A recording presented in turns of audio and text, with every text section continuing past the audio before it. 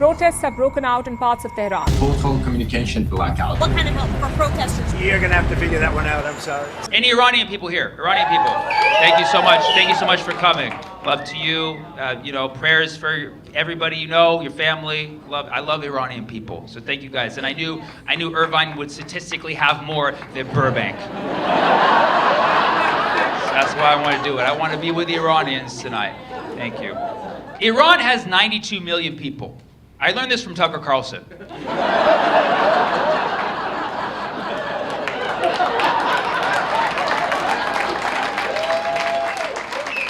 Iran has the biggest Shia Muslim population in the world, which is unique because it's always Sunni in Saudi Arabia.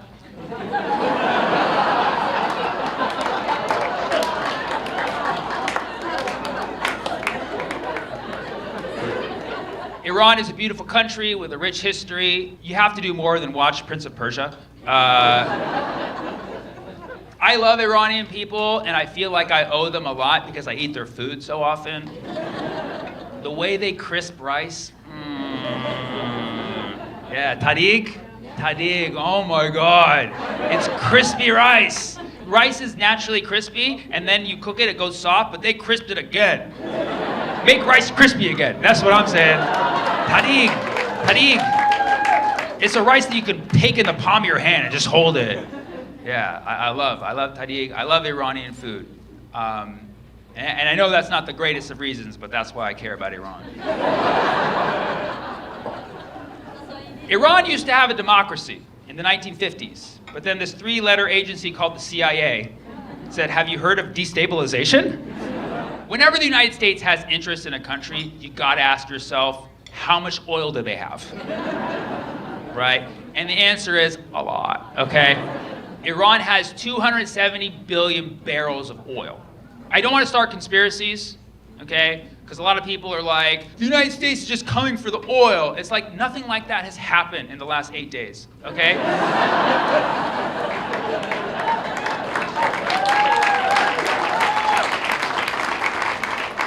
Iran has the world's third largest oil reserves, okay? Number one is Venezuela. Not sure if you've heard of them recently. Number two is Saudi Arabia, but they're our ally because they did 9/11. And inside job. Number three is Iran. And number four is Canada, the 51st state, soon to be.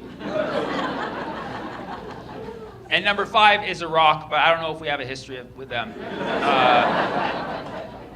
And so, yeah, so those are your top five oil. So no, it's never about the oil. The United States wants Iran's oil so bad. For the last nearly 50 years, we put crippling sanctions on their economy, which don't affect the government as much as it affects the people. So that's why, yes, it affects the people of Iran. Okay?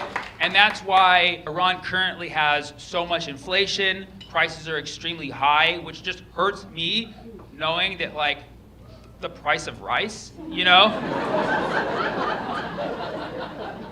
I have 1,000% solidarity with the people of Iran. Okay? 1,000% solidarity with the people of Iran. Whatever they're going through, I'm with them. I feel their pain. I hear them out. Because first of all, we don't know a lot about what's going on because it's really hard to get accurate information coming out of Iran. So I'm going to share with you what I know, and I'm giving you some historical context. But we want the oil. Okay.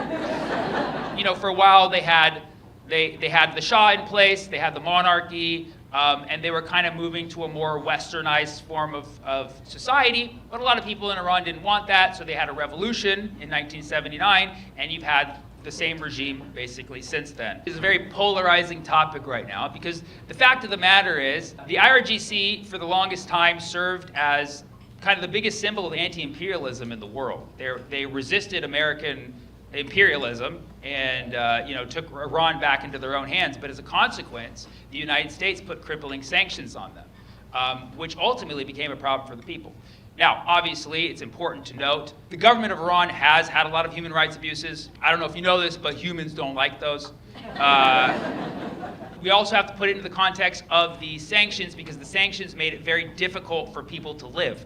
The United States, that's always their game. If the country doesn't give them something they want, they put sanctions on them until they're so pressured that they absolutely have to, because they hate their government so much.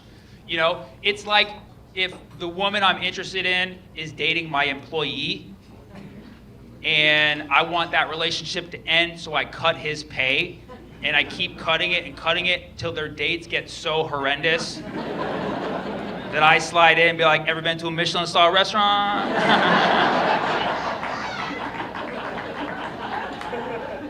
And then you have the CIA, which is constantly trying to do, mini psyops and basically just plan this long-term game of ultimately creating a regime change. And the CIA is like the creepy guy who stays in the friend zone, just waiting for the perfect time for the breakup to happen, except he also orchestrates and carries out the breakup. He's kind of like Diddy. Watch the documentary. A few weeks ago, protests erupted in Iran. So you got the supreme leader Khamenei, right? And a lot of people do support him. Khamenei, I don't know. Okay. Some say only 30% support the government. Some say as much as 80% support the government. The numbers are variable, maybe because Iran invented algebra. Okay. And now the United States of Israel.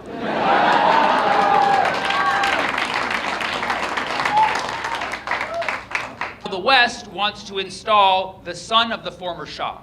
They want to bring the Shah back. What is this, Shawshank Redemption?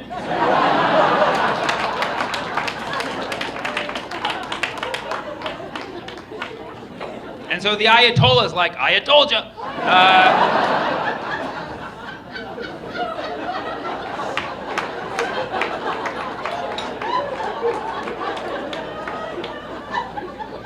We know that there are thousands of protesters in Iran who want a different form of government. This is the case. It's been the case for a very long time. This is no surprise.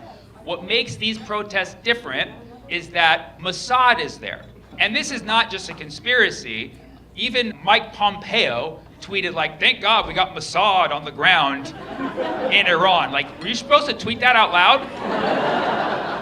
Some are saying it's Mossad. Some are saying, no, it's the Iranian government forces and they oppress women. So either way, it's misogynists. And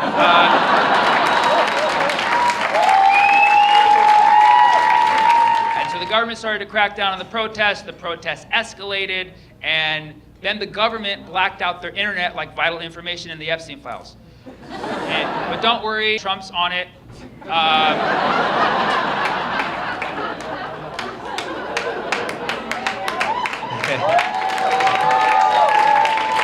So Trump made a post saying he didn't like the way they treat their protesters. And he said, don't worry, help is on the way. I think he's going to send ICE.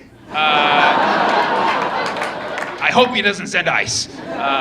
The people of Iran are going through a lot of turmoil. A lot of them are very afraid. They can't reach their loved ones via the internet. It's a very scary situation. The numbers, I just don't know. I don't know who to believe. Some people are saying close to 2,000 people have been killed. Some people are saying it's upwards of 12,000, maybe even more. And that, either way, it is absolutely horrible.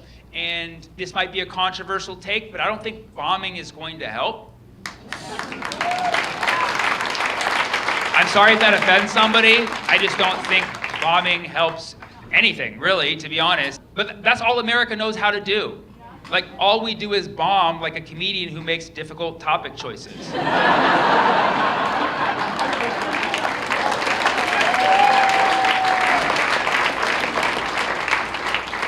There's a lot of people out there saying oh, where's all the Free Palestine folks now? Why aren't you saying free Iran? First of all, this is not the time for that. Let's actually care about the people of Iran and think of what is the long-term solution for these people. But also you need to understand from a person who supports Palestine, okay? The reason why people are not jumping to say free Iran, because they know that is code for Iran to go into the hands of the people who are the reason Palestine is not free. Do you know what I'm saying? That's the reason. That's the reason. I would just feel weird saying free Iran with the caveat that they are not free under the occupation of the same people occupying Palestine, you know what I mean? But at the same time, if Iran does become essentially occupied by Israel, they won't be free. You know what I'm saying? So yes, free Iran, but like for real. You know what I'm saying? Free Iran, like for real. Free Iran from any oppression that it's facing internally and from the West. Iranians are good people. Iranians deserve a good economy. They deserve the best jobs. You're like, what about nose jobs? Sure. Sure. Fine. Now is not the time to say, oh, Iranians want this, Iranians want that, if you are not Iranian, okay? Talk to Iranians. Make Iranian friends, okay? Talk to Iranians. Listen to Iranians, okay? And Iranians from Iran, not Beverly Hills, but Iran, okay? Not the Shahs of Sunset, but the Jabranis of Tehranis, you know what I mean? Listen to Iranians, okay? And what they say is valid. Be there for them. Listen to them, okay? Because liberation is a collective effort. If one person is oppressed somewhere, all of us are oppressed. That's how it is. That's how it is, okay? And a lot of people say, no, if you support Free Palestine, you have to support the Iranian government because they support Palestine. No, I support Free Palestine because I give a fuck about people. Okay? I give a fuck about people first. People first, okay? Because if Palestine is liberated at the expense of other people being oppressed, then it's not really liberated. Do you know what I'm saying? Do you know what I'm saying? That's the exact same reason why we have a problem with